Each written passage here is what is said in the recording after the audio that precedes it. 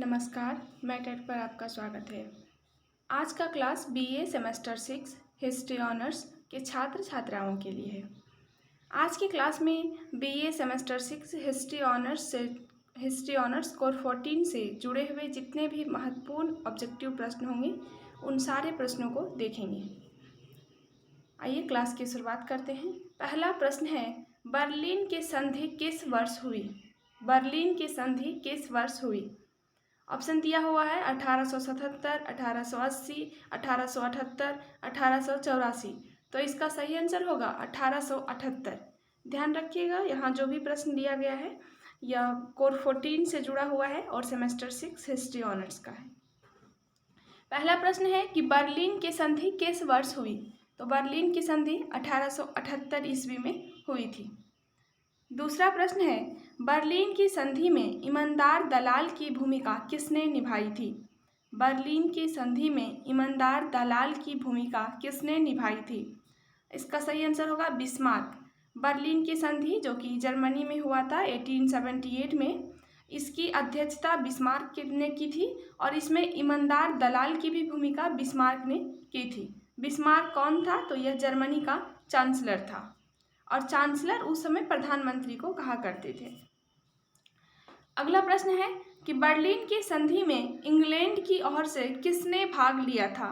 तो देखिए, बर्लिन की संधि में इंग्लैंड की ओर से दो व्यक्तियों ने भाग लिया था, एक डिज़रेली ने और एक सैलिसबरी। तो इसका आंसर दोनों होगा, डिज़रेली और सैलिसबरी। अगला प्रश्न है, युवा तुर्क क्रांति किस वर्ष हुई थी? युवा तुर्क क्रांति किस वर्ष हुई थी? तो इसका सही आंसर हो जाएगा 1908 ईस्वी में। युवा तुर्क जो क्रांति हुई थी तुर्क में या तुर्की में, यह 1908 ईस्वी में हुई थी। तो इसका सही आंसर हो जाएगा 1908। अब अगला प्रश्न लेते हैं, आधुनिक तुर्की का जनक किसे कहा जाता है? तो आधुनिक तुर्की का जनक मुस्तफ़ा कमाल पाशा को कहा जाता है। तो इसका सही आंसर होगा ऑप्शन सी, मुस्तफ़ा कमाल पाशा। अगला प्रश्न है, तुर्की तुर्की वालों के लिए है नारा किसने दिया? तुर्की तुर्की वालों के लिए नारा किसने दिया? तो यह मुस्तफ़ा कमाल पाशा ने दिया था। इसे आधुनिक तुर्की का जनक कहा जाता है। अगला प्रश्न है, कमालवाद के 6 सिद्धांतों में कौन सा नहीं है?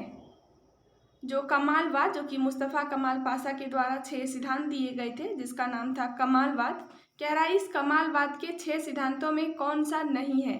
तो गणतंत्रवाद उनका सिद्धांत था, राष्ट्रवाद भी उनका सिद्धांत था, धर्मनिरपेक्षवाद भी उनका सिद्धांत था। एक सी नंबर में लिखा हुआ है अथार्थवाद। तो अथार्थवाद कमालवाद का सिद्धांत नहीं है। तो इसका सही आंसर हो जाएगा अथार्थवाद। अगला क्वेश्चन है कि आक्रमण की परिभाषा संबंधी समझौता कब हुआ? जो आक्रमण की परिभाषा संबंधी समझौता हुआ था या कब हुआ था?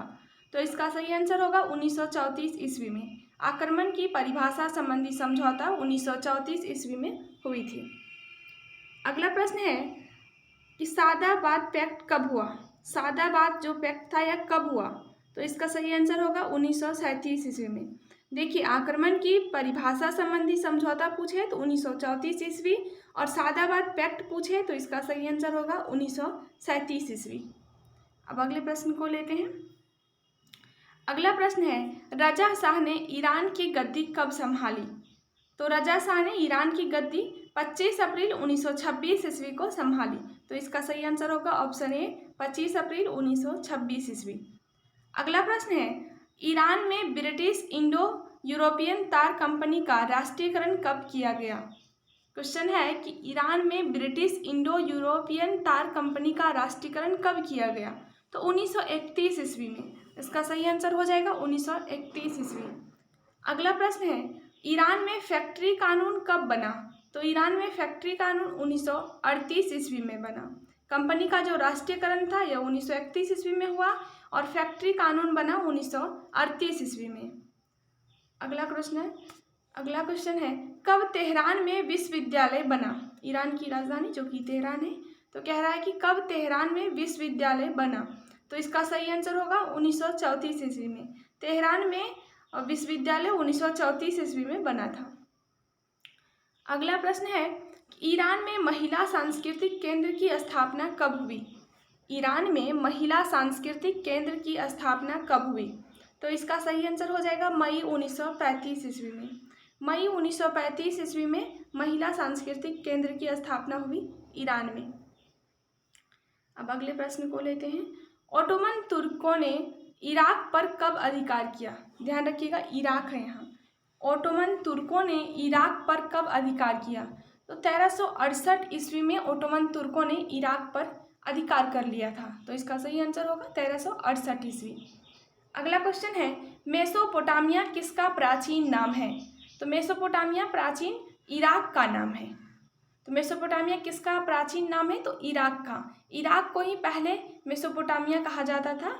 यहीं जो सभ्यता विकसित हुई थी, मेसोपोटामिया की सभ्यता यहीं इराक में ही थी।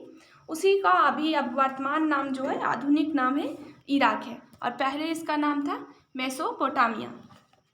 अगला प्रश्न है, ब्रिटिश मैंडेट व्यवस्था के विरुद्ध इराक में कब विरोध हुआ? जो ब्रिटिश मैंडेट व्यवस्था थी, यह इसके विरोध में इराक में कब विद्रोह हुआ?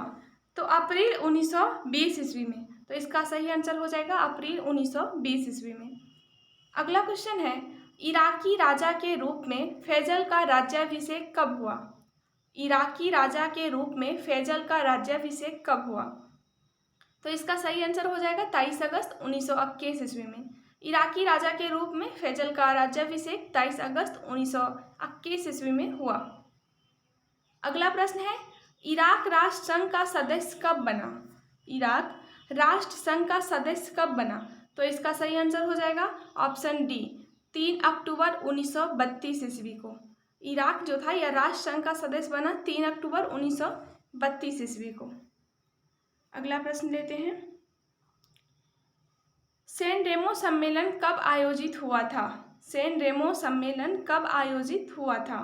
तो इसका सही आंसर हो जाएगा 24 अप्रैल 1920 ईस्वी को। अगला प्रश्न है, फ्रांसीसी सेना में दमश्क को कब विद्रोहियों से मुक्त कराया? फ्रांसीसी सेना ने दमश्क को कब विद्रोहियों से मुक्त कराया? तो यह 1920 ईस्वी में मुक्त कराया गया था, 24 अप्रैल 1920 ईस्वी को ही। इसी समय हुआ था सैन रेमो सम्मेलन। तो दोनों का डेट सेम है, 24 अप्रैल 1920 ईस्वी। अगला क्वेश्चन है, अलेक्जेंड्रा को सीरिया से कब अलग किया गया? अलेक्जेंड्रा को सीरिया से कब अलग किया गया?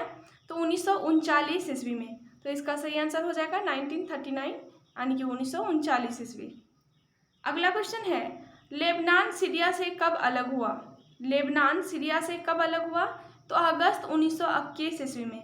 लेबनान 1921 में अलग हुआ है सीरिया से, और अलेक्जेंड्रा सीरिया से 1939 ईस्वी में अलग हुआ है। अगला क्वेश्चन है, लेबनान कब स्वतंत्र घोषित किया गया? तो लेबनान कब स्वतंत्र घोषित किया गया? तो इसका सही आंसर हो जाएगा 21 नवंबर 1943 ईस्वी। 1943 ईस्वी में लेबनान स्वतंत्र घोषित किया गया। अब अगले प्रश्न को लेते हैं, फिलिस्तीन में ब्रिटिश संरक्षण कब लागू किया गया? फिलिस्तीन में ब्रिटिश संरक्षण कब लागू किया गया? तो फिलिस्तीन में जो ब्रिटिश संरक्षण था यह 1922 ईस्वी में लागू किया गया था। तो इसका सही आंसर होगा 1922 ईस्वी। अगला प्रश्न है, ब्रिटिश सरकार के द्वारा श्वेत पत्र कब जारी किया गया? तो ब्रिटिश सरकार के द्वारा जो श्वेत पत्र था यह 1922 ईस्वी में जारी किया गया। अगला प्रश्न है, फिलिस्तीन समस्या के कारण किस आयोग का गठन किया गया? तो फिलिस्तीन समस्या के कारण पील आयोग का गठन किया गया था। तो इसका सही आंसर होगा ऑप्शन ए, पील आयोग। अगला क्वेश्चन है, स्वेज नहर का राष्ट्रीयकरण कब किया गया? तो स्वेज नहर का जो राष्ट्रीयकरण था यह 1956 ईस्वी में किया गया था। तो इसका सही आंसर होगा 1956, ऑप्शन डी। अगला प्रश्न है, इजराइल कब अस्तित्व में आया? इजराइल कब अस्तित्व में आया? तो इजराइल 1948 ईस्वी में अस्तित्व में आया था। तो इसका सही आंसर होगा 1938, ऑप्शन सी। अगला प्रश्न लेते हैं, इब्न सऊद का जन्म कब हुआ था? तो इब्न सऊद का जन्म 1880 ईस्वी में हुआ था। तो इब्न सऊद का जन्म कब हुआ? 1880 ईस्वी में। अगला प्रश्न है, इब्न सऊद ने इख्वान आंदोलन कब प्रारंभ किया? इब्न सऊद ने इख्वान आंदोलन कब प्रारंभ किया? 1910 ईस्वी में। अगला प्रश्न है 1915 ईस्वी में सऊदी अरब ने किस देश के साथ संधि की? तो 1915 ईस्वी में सऊदी अरब ने ब्रिटेन के साथ संधि की थी।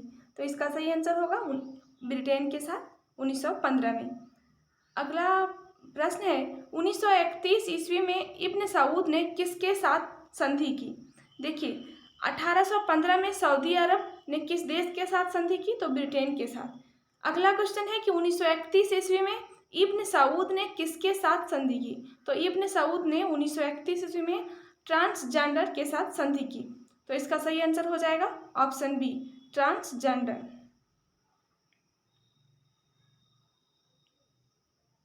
अगला प्रश्न है इब्न सऊद ने कब अपने को हेजान का राजा घोषित किया? तो इसका सही आंसर होगा ऑप्शन ए, 8 जनवरी 1926 ईस्वी में।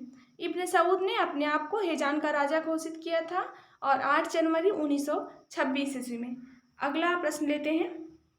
नहीं, अब कोई प्रश्न नहीं है, समाप्त हो गया, इतना ही है। यहाँ जितने भी प्रश्न दिए हुए हैं यह कोर 14 से जुड़ा हुआ है और बहुत ही महत्वपूर्ण प्रश्न है।